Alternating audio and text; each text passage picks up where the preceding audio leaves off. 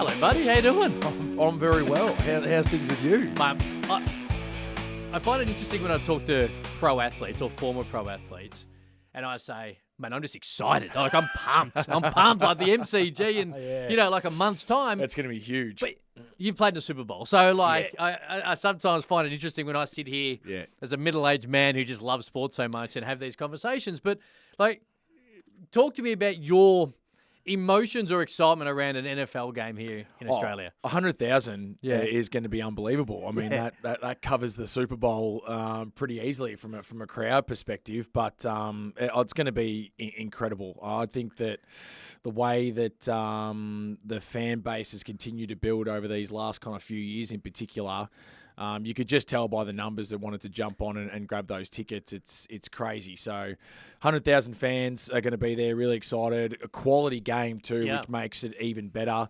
And it's going to be really, really exciting times. I'm sure NFL Australia will do a great job in terms of setting it all up with the lead up to it all, and it's going to be incredible. It can't be lost how important this game is in the regular season. And, two teams with Super Bowl aspirations. The Rams are good.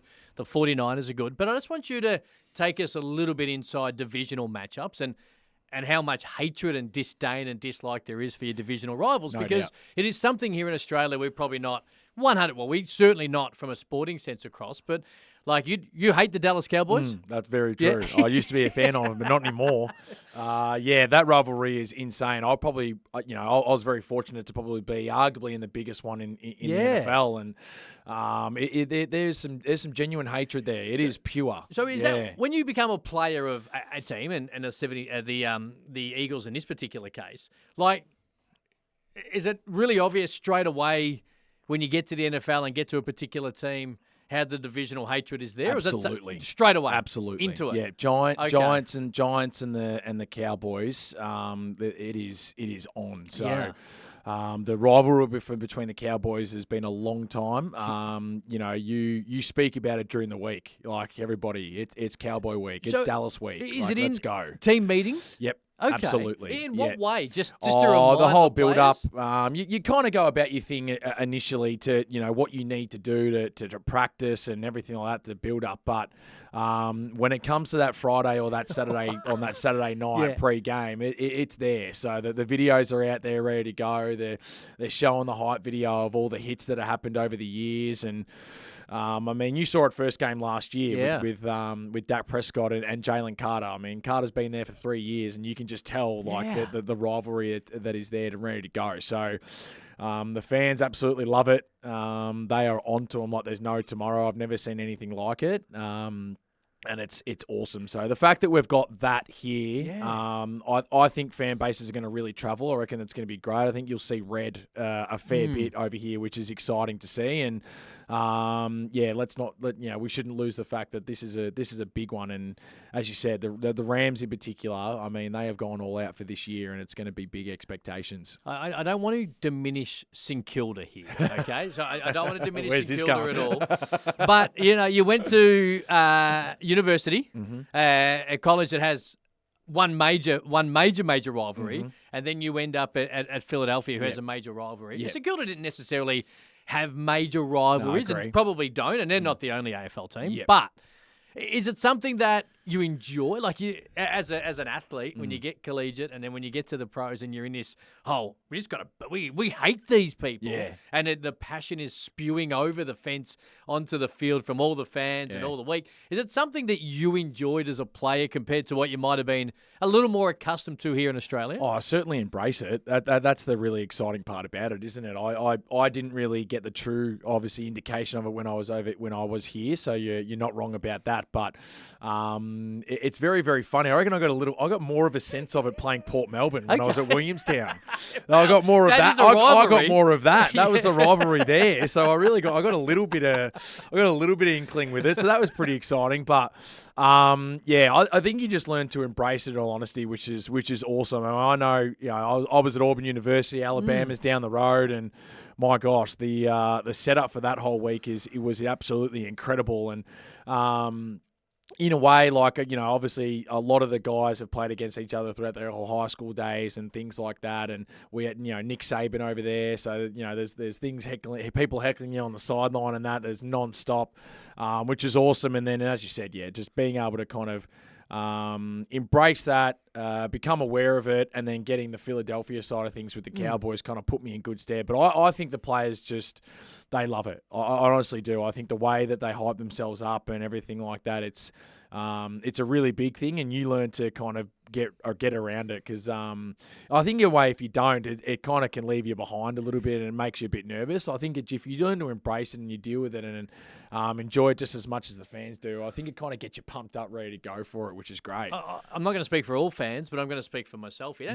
That's so refreshingly great to hear, because you go to an event and blockbuster intensity goes up, and finals here in the AFL are one thing, rivalry finals are another, and then, of course, there's so many in the American sporting system. But I was never really under the deep impression. Now, divisional matchups are a little bit different, but nothing really has been sort of suggested too often to me that the rivalry is something that so many players embrace. And I'm assuming it does help your performance if you embrace it rather than try and block it out. No doubt. Yeah, I did for me. I mean, on my roles, obviously significantly less compared to, most guys on the field, but I can only speak for the guys and the team that I was with, and that was exactly the case. So they just learned to deal with it. They understood. We'd even have guest speakers kind of come in and chat to us about like the week and what it meant to people. Is it just to reiterate the hate from generations Absolutely it is, which is awesome. So you're like, let's go. So it was a bit like that, which is good. So I loved it. I thought it was awesome. Just on that, and Ben Graham, who you know well, and I do a lot of work with, he tells a lot. Like a normal regular season NFL game is at the intensity of an AFL final, and then playoffs go up again, and the Super Bowl is like nothing you sort of ever see before. As a player, and you're going through that, and collegiately the same at the University of Auburn, but as you're going through that, did you feel you had to find a way just to not replay or play the game in your mind, or just to try and find that even keel during the week? Because you can burn out and all your energy's gone. With the intensity going up, did you find that to be an adjustment? Yeah, definitely. It took a bit of time, to be honest. The first little period for me was a bit of a whirlwind, to be honest, and I just went out there and just kind of stuck to my did your thing, little thing, and then as the season kind of got on, you realise what you're doing, and then it kind of making that adjustment and identifying that took probably a little bit of time to be able to get used to. So I remember my college career. I started pretty red hot. I actually didn't play. I didn't have the first kick.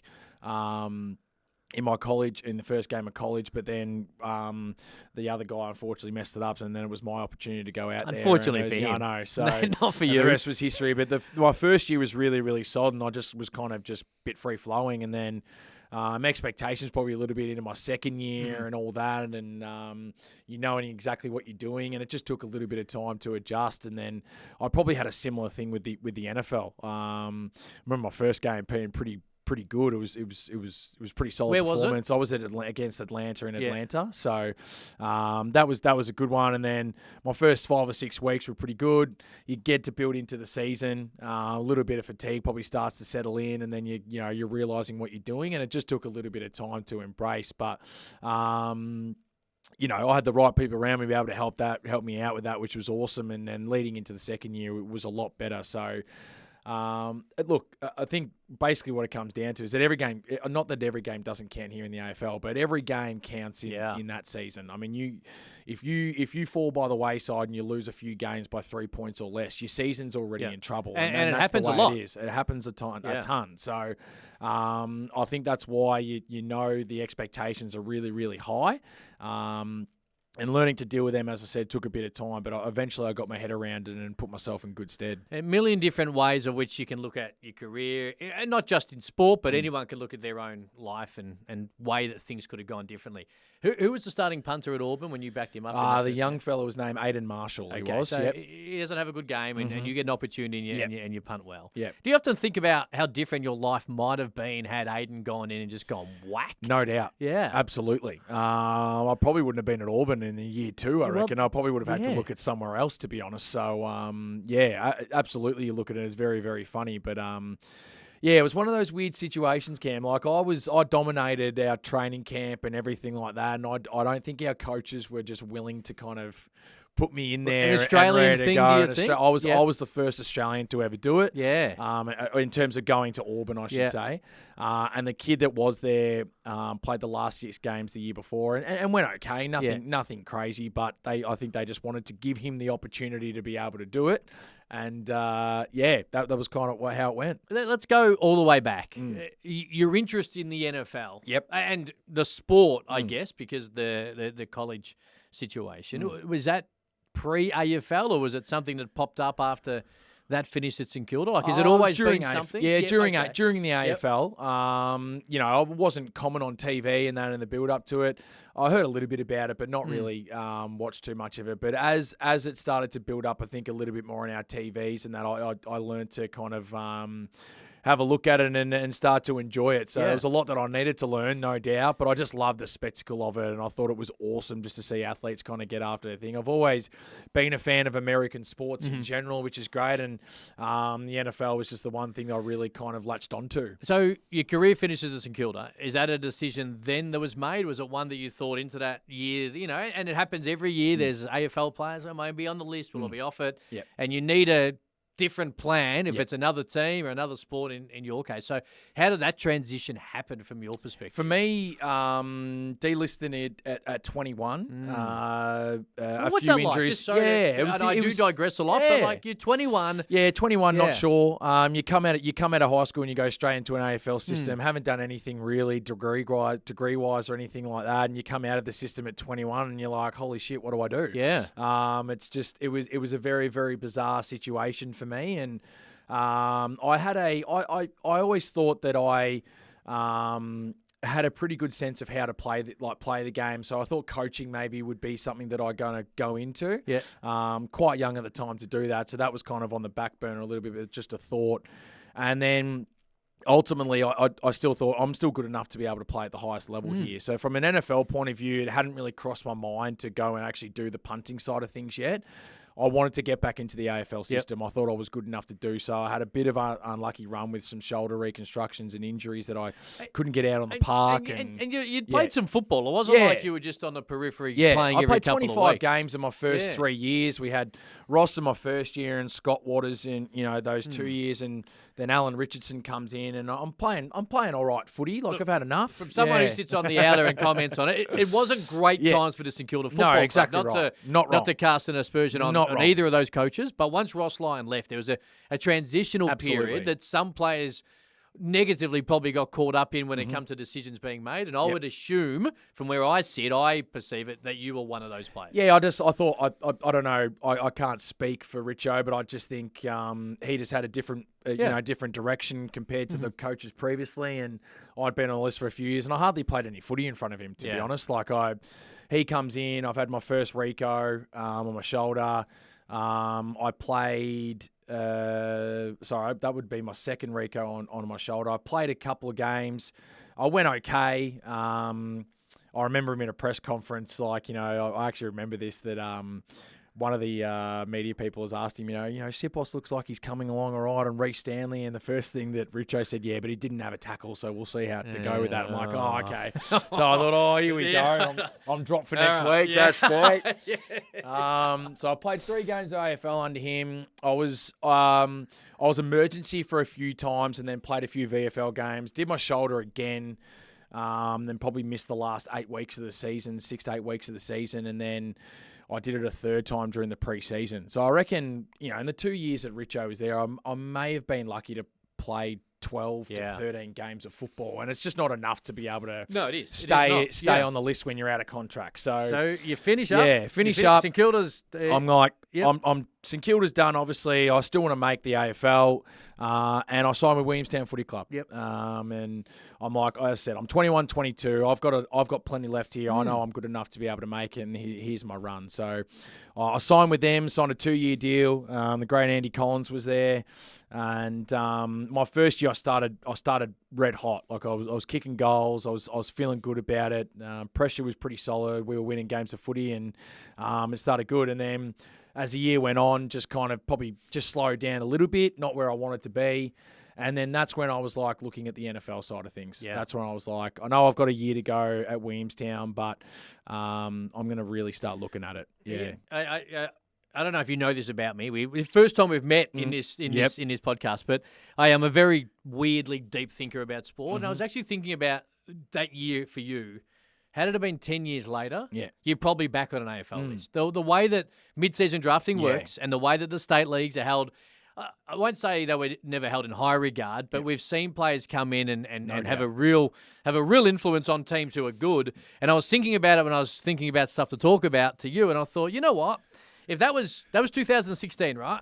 If that was 2026, you are probably back on an AFL list. And honestly, you're probably not part of this podcast because you'd probably never play in the NFL. But it is quite amazing how in time, a decade feels like a long time when really it's such a minute part of it. But if it's different circumstance, you're not playing in a Super Bowl. Yeah, it's very, very funny to think of it in that way. And no doubt, I think it's just the way the times have worked. So it's hindsight is obviously a beautiful thing, but I'm not going to complain because the way it has panned out has been pretty good. So I'm okay. Prokick? Yeah, Prokick was the way to go for me. Now, before we go any further, you're now there. I am. And so talk us through just a little bit of your role now and how your experience actually shape what you do on a day-to-day basis. Yeah, I'm there full-time now, which is really, really exciting. The program has lifted a lot in the last kind of 4 or 5 years. And a lot of that is because of you and your situation. Hopefully that's the case, which is all right. But you go to Prokick, and there's been a number of people who've been able to do it really well. You go from Prokick to a highly rated, highly profile collegiate. Now, NIL probably helps a little bit nowadays again, 10 years later. And then into the NFL and the Super Bowl. So you are the perfect story for why Prokick has got bigger. Yeah, it's great. I mean, we had probably 12 to 15 guys there when I left the program, and he was just starting to get it like kind of going and really putting it out there. And now, as I said, there's 120 across Australia. So the program kind of speaks for itself now, which is really good. But I'm a full-time coach there, making sure the guys are kind of getting their technique down and the expectation of what it's going to be like and go over in college football. It's a different style of coaching, so it's making sure that they're prepared for that because there's, I'd say, a lot less kind of cuddling and looking after your player. It's just you got to get your job done, and we're trying to put them under the pump a little bit to do that as well. And it's been really, really good. So I'm thoroughly enjoying it. And then obviously our process is to try and recruit them to be able to get over and play college football. So there's different variations of it all. There's plenty of guys that. Are they all punters? They're all punters. We've got a few. We do have a few kickers in there, but they are majority punters. And look, the reality is that the program's obviously designed to give the guys an opportunity to go experience college sports, play it for themselves, but get a great education out of it. Not all of them are going to be Div 1, highest level type stuff. The good thing is I think the kids are aware of that. That's the feedback that we provide to them straight away when they want to start the process. But the great thing is that we have been able to make plenty of contacts over the years, and the results have proven it with winning, 8 out of the last 10 kind of Ray Guy Awards in college football. That, it speaks for itself in terms of what they've been able to do. In your case, so when you end up, how many colleges were a possibility? Was it just the University of Auburn? But is there visiting other colleges? I had a couple that were named that were out there. Texas A&M was another one, obviously, which was nice. And then was it a legitimate possibility? It was. And obviously, the way we do it, so over in America, they have scouts and everything that would go over and watch high school kids and then watch them thoroughly, maybe offer them a scholarship, things like that. Obviously, they can't do it with our guys here. So essentially, we do a lot of the recruiting for them, and a lot of film goes into it, a lot of detail. Here's what we think of this guy. I think he really suits you really nicely. And essentially, Prokick picks the school for you instead of it being the other way around. Yeah. So you see a lot of it, like the commitments that go on. There's 6 hats out in front, and they get to choose one. We're kind of the opposite. He goes, "This is what we deem fit for you. I think it's a really good opportunity for you to be able to do it." And the kids go, "Yeah, that sounds great." So they're happy with you? Yeah, they're happy. They're happy with how that goes. we put their name forward to see what's fit for them. A school will reach out, or we go, this is what we think, and majority of the time it works out really, really well. The collegiate coaches, you touched on this. Like in all sports, they're harsh and they're out of control. Absolutely. I shouldn't say out of control, but it feels like at a different Some of them are, to be honest. Don't get me wrong. That's a fair to say. That's all right. I probably had a pretty calm one in Gus Malzahn. He was probably pretty calm, but a few of the guys underneath him were chaos. So it was interesting. Do you think your AFL grounding, and you'd already been in a professional sporting, how much did that help you cope with, I guess, the things that get thrown at you from the intensity the moment you walk through the doors? I'd be lying if I said that it didn't. So being in a professional setting previously, it definitely helped me immensely. Now, we don't necessarily have coaches that yell and scream and that all the time that are in your face, but being able to handle that was more than fine. So I know seeing it firsthand and watching a few of the kids just not know what's going to happen, and then they end up leaving the program just because they don't know how to handle it. It's different. Straight out of high school, right? Now, high school football is big as well, so I'm assuming there's a fair bit of intensity around some of these high school coaches as well. But man, these are kids. So you had not only the experience of pro football or AFL, obviously, but you also had a couple of years on them. Were you 22 when you got over there? I was 25 actually. Oh, you were that old? Yeah, I was. Okay, by the time. Okay. So, Again, that sounds really diminishing as well. Nah, that's all right. But look, as you said, these are 18-year-old kids that are coming straight out of high school, and they are trying to make them become men. That's the reality behind it, and. I think the other thing is that a lot of, at least for me, now it's not obviously in every school, but at least for me, when me going to Auburn, there was a lot of talent there. It's one of the biggest schools, obviously, in all of America. So you're dealing with 17-year-old kids that have been tried to get recruited from a lot of talented big schools. So all they kept hearing their whole entire process from 15 onwards is that you're a star, you're a star, you're a star. And we would love you to be part of our program. And as I thought about the hats, I saw so many guys that committed in the same year as me that had LSU, Ole Miss, Clemson, Alabama, Auburn, right? And for those of people that don't know, they're some of the biggest schools in all of college sports. So again, they hear all the positive stuff. Well, they pick a school. And our strength and conditioning coaches and our normal coaches, there to go, okay, now you're here to work. Yeah. All right. So all well and good that we've got you, but you're not going to hear much about you being an absolute star anymore. You've got to prove to us now that you're good enough. How much harder we'll start with college. How much harder is college comparable to AFL preseason? Oh, it's a different ball game. Okay. So are you doing conditioning? You're doing conditioning. Yeah. There's two kind of phases to it. So even as a punter? As a punter, I did everything. Yeah, okay. I did everything with the... And that's normal? Big. So they call it skill, big skill, and then the O-line, D-line, right? So the skill guys are the fast guys, the cornerbacks, the wide receivers and all that. The big skill guys are kind of your linebackers. They put us specialists in there and a few of those other guys. And obviously you got the offensive line and the defensive line. So there's three different kind of phases to be able to go through. Winter workouts after the season's finished is pretty grueling. And then you do spring ball. So it's like a month of like kind of actual practice where you kind of work on the things that you want to. And then summer workouts are brutal. They are tough. And like tougher than it's a different a kind lap of the town in January. Genuinely, which is nice. So pre-seasons here are obviously an absolute grind. They're 4 or 5 months. You're grinding it out and stuff like that. There are some tough days, and but just being like short, explosive work.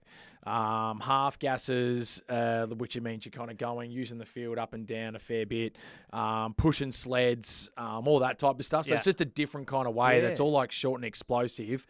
But yeah, the intensity was high every single time. You enjoy it? I enjoyed it because I had a bit of a base underneath me, so I was okay. I felt really good about it, to be honest. And it is quite funny. Like the strength and conditioning coaches never know what they're going to get from the specialist.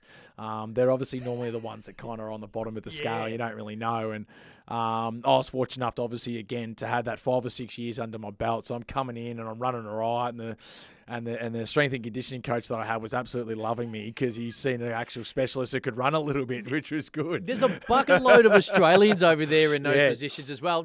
Have you come across an Australian either in college or in the NFL? In terms of what? Strength and conditioning? No, I haven't, but I know where they used to. I had Yeah. there was one of the Eagles that just finished up before I got there. Yeah, because there's I a think lot he's of them back in over Brisbane there. now, but they're slowly Yeah. making their way over there. A couple of guys up in Seattle, I think, as well, which is the Golden State Warriors head of strength and conditioning awesome. is an Australian There was guy.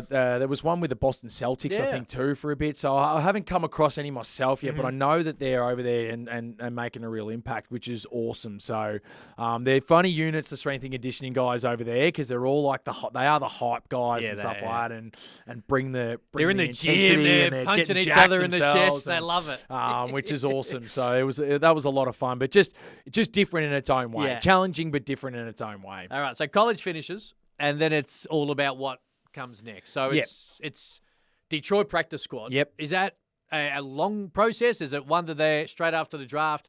Hey, you come on over.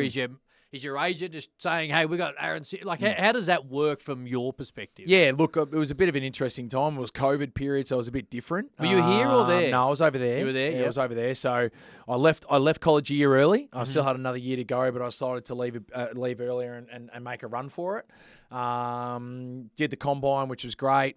COVID hit, and then obviously it's a little bit different. They normally do workouts and stuff like that, but they weren't able to do that. So draft day comes around. I've had some good conversations, in particular with the Atlanta Falcons and the Detroit Lions. I really thought I was going to get drafted by the Falcons. I had a good conversation with them, and I thought my name was going to get called out in the 7th round. But isn't it amazing, though, the irony of your first NFL game just being there, which was quite funny. Yeah. So that didn't end up happening. But as it works is that after the draft is finished, anybody that is not drafted can sign as an undrafted free agent straight away with any team that they desire. So the Detroit Lions were still very, very keen on me and reached out to my manager straight away.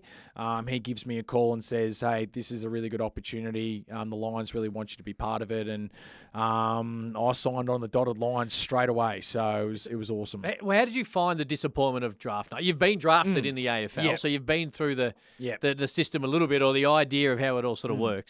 Atlanta, 7th round. Here we go. No, okay, cool. Then the whole world sort of is a bit different. So how did you handle that? It's funny because beforehand, obviously, the punters getting drafted are very, very rare. So I wasn't expecting anything to really occur. It was only at the moment when they said, like, you're really putting you in consideration and, we'd love to have you, but let us get back to you. I thought, here we go. Okay, here we go. So and, they organically pushed up. Yeah, they pushed it up a little bit. I was like, okay, crushed it and then crushed them too at the same time. But I think I handled it well. It was a bit of a surprise. I didn't really see him doing it. But then they drafted another punter, so I was like, okay. Who was it? His name was Sterling Hoffinger. Did you have any idea of him? Were you aware of him? I did. I was against him. I saw him at the combine and things like that. And I think the advantage for him there is he could do kickoffs as well. So I think that's what they were looking for, and they went with him in the end. He only lasted 1 year, unfortunately. So exactly right. So I got one on him, which was great. But and then obviously the expectation was there was a bit of disappointment. Like I was sitting there with my wife and watching it, and she was a bit flat for me in that. And where were you based? I was in Auburn. I was still in in Auburn doing all the work because you couldn't really go anywhere at the time with all that stuff going on. But I was really, really stoked, obviously, when Detroit called straight away to give me the opportunity. They had been really onto me a lot more than any other organisation. So, honestly, I had my mind set on Detroit before the draft had even begun. It was a great move in the end. It was really, really exciting, and away I went. For the people listening, I'm not asking specifically, but like from a financial reimbursement point of view, like is it enough to live on to be on the practice squad? Absolutely, it is. Okay, No, it's more than enough to be able to go through throughout the season, which is awesome. So they look after you really, really well. By no means, obviously, is it up towards the normal base salary that you get if you're on an actual roster, but it is more than enough to be able to kind of cover you, and live reasonably comfortably, which is good. All right, so let's get into Philadelphia then. So the Detroit situation, practice squad has main roster not quite right there though. Has it whet your appetite, motivated you more? Okay, so you're like, right now, I want to play in the NFL.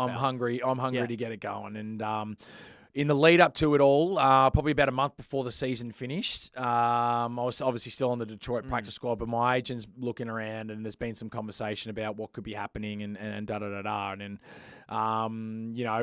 Cam Johnson had a really good 3 years at Philadelphia, and he was obviously looking to move elsewhere. Philadelphia weren't obviously going to pay him. That was the conversation that had been had, and he was good enough to get paid. He'd been exceptional. So he signed with the Texans and signed a really good deal with them, so they were looking for somebody. And because I was doing really well from a training point of view and Detroit had kept me on the roster, Philadelphia were interested in me in terms of becoming the next punter. And season had finished, and 3 days later I'm on a flight to Philadelphia to get a physical and things like that. And very, very funny story though. So the night I get into Philadelphia, I get in there and I get to the hotel that they've put me up at and I'm staying, and I see on the news Eagles making a change, and I was like, oh shit, what's going on here? And they've fired Doug Peterson. Yeah. And I'm like, geez, oh my gosh. So I'm on the blower to my agent. I'm going like, what's going on here? Like, is this still happening? What's the go? He goes, don't worry. It's been the GM and everything that's been interested. Don't worry about it. You'll be okay. I'm like, all right. So thank God for that. But I was so nervous. Yeah. Like, how about things just turning upside down on me straight away? But because I think that's something, and again, being keen American sports fan as I am, I there's a lot of Australians who are unaware as to how something like that, as small as it might seem, now a coach being fired is a big deal, but as small as it might seem in the scheme of things, here in Australia, coach gets fired, the list pretty much stays the same. That's right. Over there, there's a monopoly effect, and 100%. everything changes. Because it can change. Because over there, like, if a coach goes and they get an opportunity to go everywhere else, well, he'll take all his staff with him. Yeah. And it's like a complete reset on all of that. So then I'm like, still a new coach coming in. You're like, he's probably never heard of me before. So what does he want to do and everything going on that? So the really positive thing was that he spoke with the GM, Howie Roseman there, and the vice president there too, and it was great conversations, and everything, all systems went ahead, and I did my physical, and I signed again on the dotted line on January 10th, and it was from then on in I was a Philadelphia Eagle. So you signed before the coach was given the job. Correct. And of course, he's been a fairly successful coach since then. He has. But we'll get to that in a moment. Yep. So you sign. So what do you do? What's the next? We talk about people making. College is a perfect example, right? Kids, we want you, we want one. You make a decision. Yep. You go to college. All of a sudden, as you said earlier, hey, we don't care what you've done. Now it's about working, right? Yep. So you get to this point, though, in a professional sense. The money is something that you probably never thought you'd see playing Aussie rules. Yep. Like what, from January 10 until, you get into the actual facility and get into workouts. What do you do? Do you celebrate? Do you what? I celebrated what's it like? because it was another great opportunity to be able to give myself a chance to stay on an NFL list. There was no guarantees for anything. I got a little signing bonus, which was great. But there was no guarantees in terms of making the roster. I honestly thought they were going to sign somebody else and I was going to be in competition. Now, that didn't eventuate, which was awesome. Yeah. I spent the next 3 or 4 months. I actually moved back to Auburn. So I was up in Detroit and I moved back to Auburn just because that was kind of familiar. And I still had plenty of guys from college that I was good mates with that I was there. And then I moved to Philadelphia in May. So the OTAs kind of period worked out, or the off-season workout started to occur, and moved up there in May and did that. And I got to know the kicker, long snapper, get some regular work with them before training camp starts, so I kind of feel good and into a bit of a rhythm, and that was huge for me. Like I learnt a lot from my year in Detroit about how to kind of work and don't leave yourself in lonesome, work with people and the guys that you're going to be with moving forward, and that was really, really awesome. So I think that set me up really nicely. Nobody came in during camp. It was just me, and I must have done a good enough job to be able to get the spot on the roster. Benny Graham talks so much about this, that one mistake in practice can change everything. So were you just going every day going, if I have a good day, it's another 24 hours that they're not going to bring someone else in? Okay. Yeah, honestly. So at what point did you realise, all right, I'm going to be the starting punter? When Howie brought me in saying congratulations, that's when it was. How far before season opener is that? 10 days. 10 days. Okay, so 10 days. So what's that 10 days like? It's just a very intense, like, pre-season. I knew I had to perform well in the pre-season games. I had to do well and everything like that. I did kickoffs in the last game, actually, against the Jets, which was awesome. And, obviously they hadn't brought anybody in, but you just never know with the NFL. Yeah. But it was awesome. Like, the way it actually works is they actually only call you if you're not on the roster. Okay. And then, if all the things have been done, come in at 5 o'clock, congratulations, guys, you're the 53. Away you go. And away you go. And then, 10 days later, you're playing your first game. So are you looking at your phone just praying it doesn't ring? Praying it doesn't ring. Yep, absolutely. I'm waiting for that phone call. I'm trying to keep myself busy. Rach, let's go out for breakfast or something and just try and keep busy. We've been through the process before and it wasn't ideal, but it wasn't terrible, but it wasn't ideal. And then, hopefully it doesn't happen again. And then it's you get a message saying, yep, come in at 5 o'clock, which is great. So it was music to my ears. Everyone speaks about family but like, no, I don't know your wife, but is she Australian? She is. Okay, so she's had to, leave her life here to go over there. How big of a support is that? Huge. Yeah, and you're asking her, Auburn, Detroit. Did she go to Detroit with you? She did. Okay, then back to Auburn, then back to Philadelphia. So just talk about nuts. Yeah, did you have to sell it to her, to say this? I know it's such a weird world, and I could get sacked tomorrow. And we've got to get a plane back, but I want to. Did you have to sell it to her, or was she just like, hey, I didn't give her the I'm full, already stuck with you, so let's do this together. Yeah, I didn't give her the full details in terms of how it could work, but she eventually figured it out. But immense for me. Especially during the COVID time too. It was just us two, and it was a bit of a crazy time, and she enjoyed it thoroughly, and we met some great people in Auburn. But having her by my side made things 10 times easier, and it was such a cool experience. We got to share together, which was awesome, and we had our first child over there too. So she was pregnant by herself for a little while I was in Philadelphia, and then obviously we didn't want her to make the move in case it didn't work out. So I was in Philadelphia for a good period of time. She was in Auburn. Once I made the roster, then it was like, okay, yep, let's come up and do this. So there was a bit of that going on at times too, and certainly came with its challenges, especially while she was pregnant. Yeah. So that was an interesting time. But it was very, very special to be able to do that with her. And I sold her the dream, and lucky I was able to achieve it, which was nice. It worked out, right? There's a lot of people who sell the dream that don't get there. Hey, first game, Atlanta. Yeah. What goes through your mind? Do you I want to get out there straight away, or you and clearly the less time you get on the field, the better the team is going. Correct. But you also want to get out there at some point and be like, I got to kick the cherry, I suppose, off the pigskin. Yep. What goes through your mind on the sideline? Yeah, there was a lot. It was it was just it's a bit of a whirlwind, to be honest. Yeah. I played my first college game in Atlanta. Okay. And then I played my first NFL game in Atlanta. It's a nice stadium. It's a very, very nice stadium. Yeah. So I was familiar with it, which was nice. That made things a little bit easier. I guess our expectation, we didn't really know. Jalen Hurts is now full-time starter for the first time, and new coach. It's a new beginning.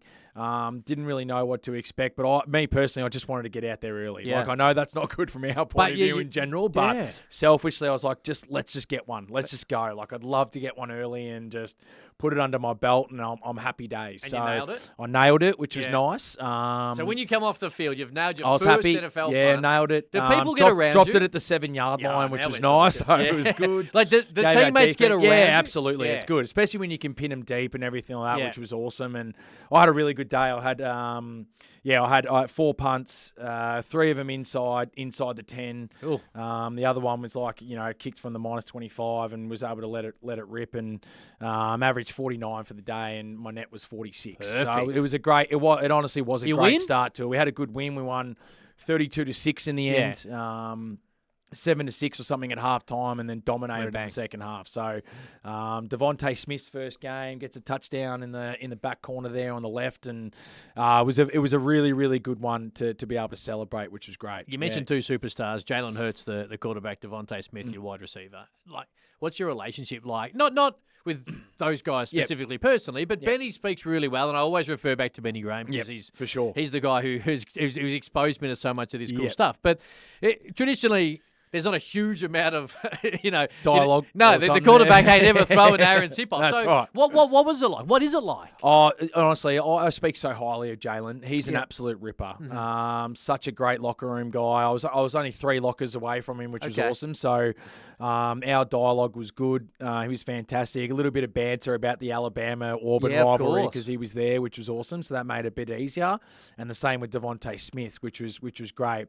Devontae's a pretty reserved type of person. He's very quiet overall. I would say maybe a bit shy, but by no means arrogant or anything like that. Which shyness can be confused for arrogance, for sure, because of the position. Which absolutely, is, it's a personality-driven league as well, I suppose. But I mean, Jalen just had this aura about him and this confidence and. Willing to get better every single day, but the person that he was, like, it didn't change, and it was great. Like, such a great locker room person. There's no doubt in my mind that if I saw him again and stuff like that, he would shake hands and everything like that. And they're the type of person. That's the type of person that he is, and I speak so highly of him because he's an absolute ripper. NFC Championship game. Yep. Is that the highlight, or do you look at the Super Bowl week as a highlight? Yeah, I do now. I have to now. Okay. I think it's taken a long time. Yeah.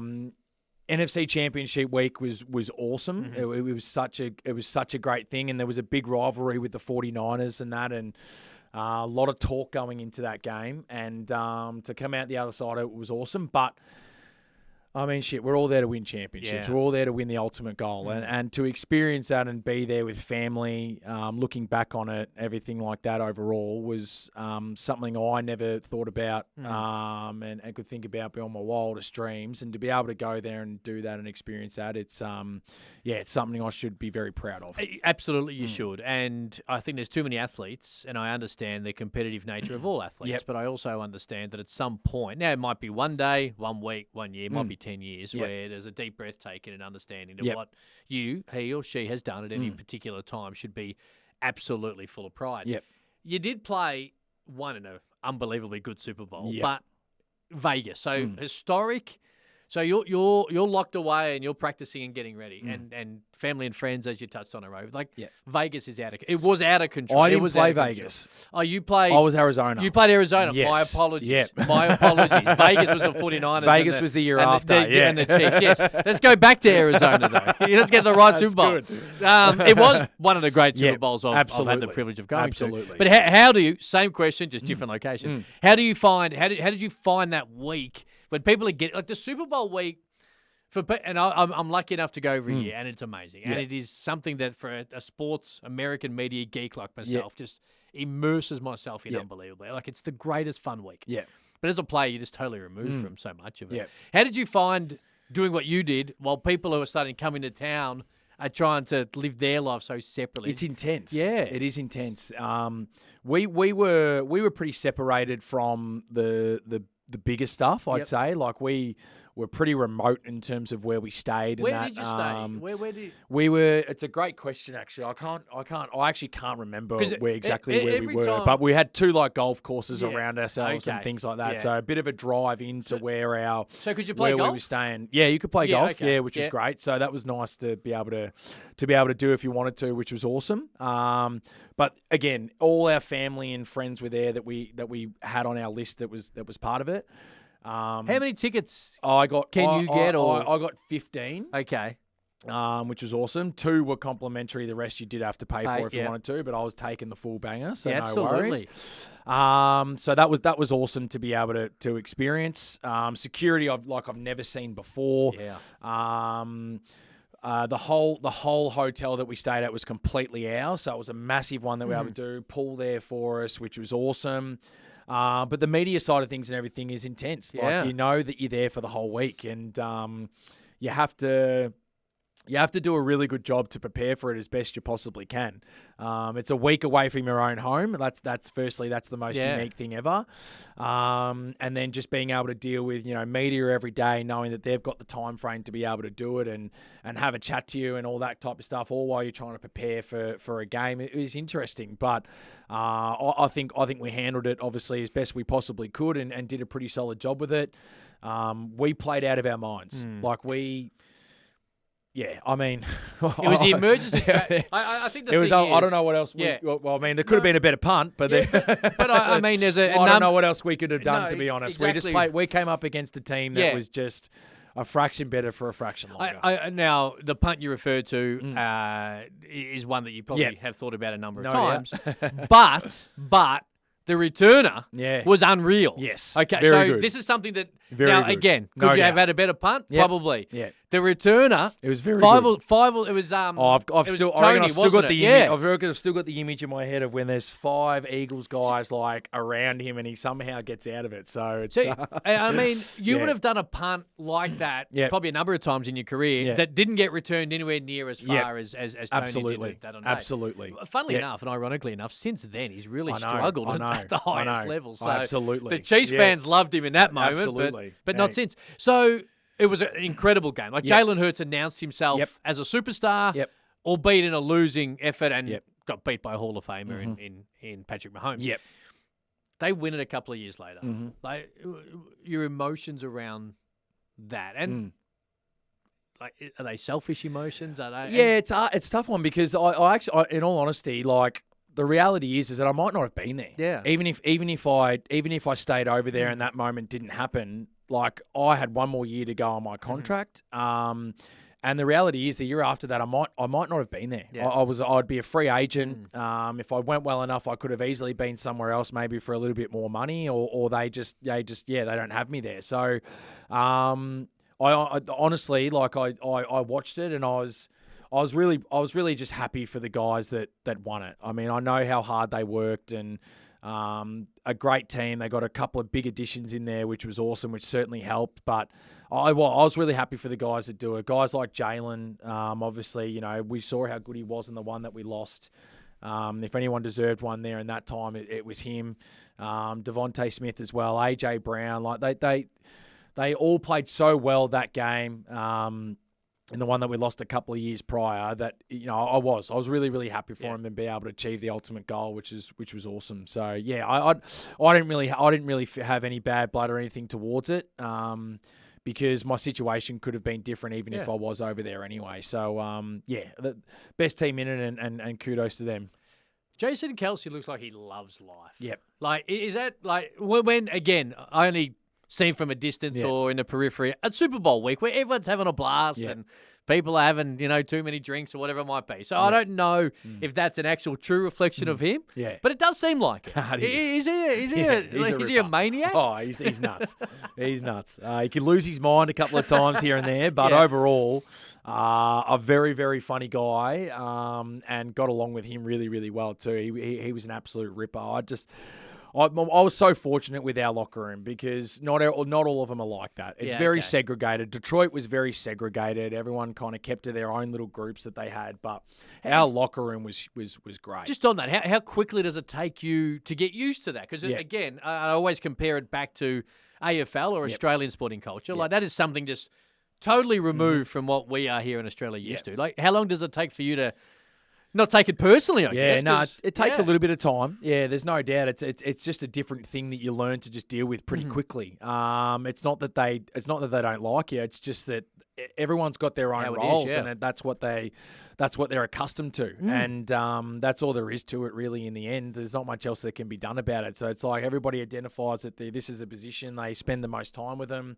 Naturally, they'll spend a bit more time with them outside. So that's just the way it is. Yeah. So how someone like Jason Kelce, like how important is to have the balance of these people within a really big locker room, a lot of personalities, a high amount of pressure, to have someone like himself involved in the team and being able to this sounds like talk to the people who may not necessarily speak to a particular position. Absolutely. Yeah, it was huge. Like just him, Lane Johnson. What really helped me was having Jordan Mailata. Yeah, that was massive. Like for me, having another Aussie in there made it 10 times easier, which was great. But Lane Johnson, ripper. Do people understand that you and Jordan played different sports growing up? Yeah, they do. They definitely do. We did have to show them a video just to make sure we clarify it, and so that's how it works. But it was very easy to be able to get a hold of in the end, which was nice. So we cleared that up straight away. But yeah, again, like Dallas got it, like just so many of these guys were just so good in the locker room that just made it so much easier to be able to chat to and everything like that. It was phenomenal to be able to be part of an organisation like that. Nick Sirianni did a great job making sure that was important for our culture, and that's the reason why we got to where we got to. The national anthem at the Super Bowl you played in. Yeah, jeez. Syria, he had tears streaming down his face. I remember being in the stadium and the screens flashed on him, and he's weeping for use. It's probably the right word to use. Yeah, absolutely. That's him hard on it, and we've seen him 100%. have blues and verbal stouses with fans and all the rest of it. Yeah. And that works for that team, doesn't it? Yeah, it does. The patriotism is huge, and Chris Stapleton's got one of the most beautiful voices I think I've ever come across in my whole entire life, and the way he nailed that was extraordinary. And I think even I was almost like, holy moly, it's not even my national anthem, and it was just like mind-blowing stuff, and you could just that you got a true sense of what the occasion was all about when he did that, and it was pretty crazy. Did you ever, for any amount of time, short or long, allow yourself to think, I'm going to win a Super Bowl? I did at halftime. Yeah, okay, yeah. Yep. Yeah. I did at halftime. When we kicked that field goal to go 24-14 up, really seven of those points was Jalen having a moment where he fumbled the ball and they were able to return it back. So really their offense had 7 points you had all the on board, momentum, and we had all of it. Yeah. We were scoring deep balls with AJ. We were going down the field. Their defense could not stop us. And to be honest, Patrick Mahomes hurt his ankle again with a minute and a half to go in the second quarter, and we were like, holy moly, this could be it. He did. He limped off, and then was hurting. Now the odds are not coming back. I know what they do. It's not. Yeah. It's not that we weren't expecting him to come back. It was, okay, maybe we've limited him to one thing, and that's passing. Yeah. And I know he's really good at it, of course, but at least we know we can prepare for that. The problem was that he didn't, and he went out there and he used his legs, and it was crazy. He's a crazy scrambler. And the fact we just thought that because he's hurt, even if he's scrambling, he's not going to be able to move as much as well as what we think he is. And he blew us out of the water. Who's the best athlete you played against in NFL? What?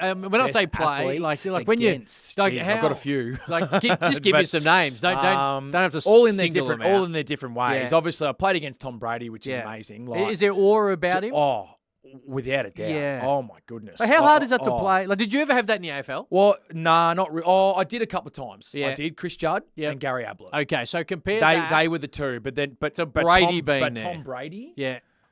Holy shit! Excuse my French. That's but right. I'm just like, and he makes my job hard harder, because I have to put us in good position to make sure I execute, or else he's gonna. I'm done. So amazing. Arryn Rodgers, obviously different as well. In terms of athlete, in terms of like you hear about this stuff and you hear them on TV about how good they are. The way they get the line in control and everything like that. Seeing it firsthand and just toying with defenses is unbelievable. Is there much trash talk?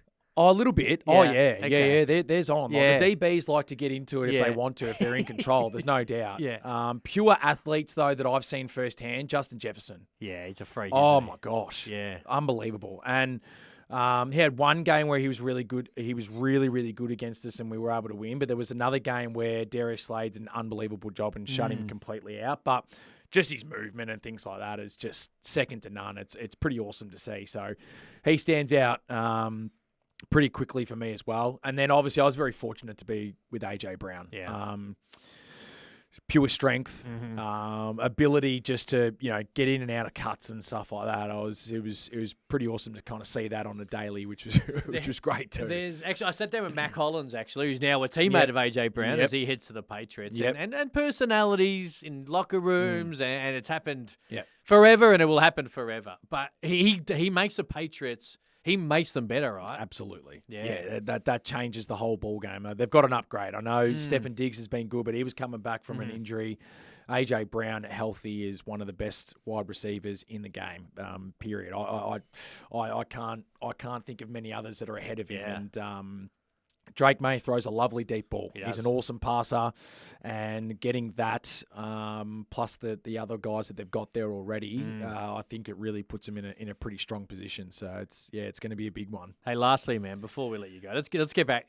September 11, like 10:30, MCG, 100,000. It's like we're both Melburnians, so this is. I can't wait. Yeah, like Yeah. it is going to. It's be, hard to put it. It's hard to put it into words I agree. because when I left, the game wasn't where it's at in terms of fan base that was here. Like Yeah. I watched one of the greatest comebacks in Super Bowl history in the Patriots Atlanta on my couch at home. Like it just wasn't on. Wasn't a it thing. wasn't the thing. Yeah. And now. Yeah.